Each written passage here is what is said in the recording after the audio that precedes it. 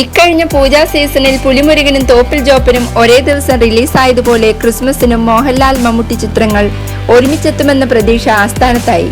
ക്രിസ്മസിന് റിലീസ് നിശ്ചയിച്ചിരുന്ന മമ്മൂട്ടി ചിത്രം ദി ഗ്രേറ്റ് ഫാദറിന്റെ റിലീസ് മാറ്റിവെച്ചു.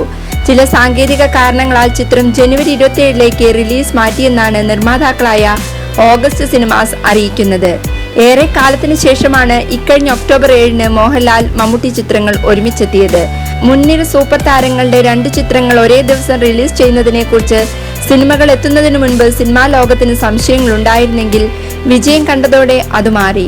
മോഹൻലാലിന്റേതായി ക്രിസ്മസിനെത്തുന്ന ചിത്രം ജിബു ജേക്കബിന്റെ മുന്തിരിവള്ളികൾ തളിർക്കുമ്പോഴാണ്. നവാഗതനായ അനീഫ് അന്തേനി മമ്മൂട്ടിയെ നായകനാക്കി സംവിധാനം ചെയ്യുന്ന ചിത്രം ഗ്രേറ്റ് ഫാദർ ക്രിസ്മസ് റിലീസായി മുൻകൂട്ടി പ്ലാൻ ചെയ്തിരുന്ന ചിത്രമാണ്. അനുരാഗ കരിക്കിൻ വെള്ളത്തിന് ശേഷം ഓഗസ്റ്റ് സിനിമാസിന്റെ ബാനറിൽ പൃഥ്വിരാജും സന്തോഷ് ശിവനും ഷാജി നടേശനും ചേർന്ന് നിർമ്മിക്കുന്ന ചിത്രമാണ് ദ ഗ്രേറ്റ് ഫാദർ. മോഹൻലാലിന്റെ മുന്തിരിവള്ളികൾക്കൊപ്പം സത്യൻ അന്തിക്കാടിന്റെ ദുൽഖർ ചിത്രം ജോമോന്റെ സുവിശേഷങ്ങൾ, പൃഥ്വിരാജിന്റെ എസ്ത്ര എന്നിവ ക്രിസ്മസ് റിലീസുകളാണ്.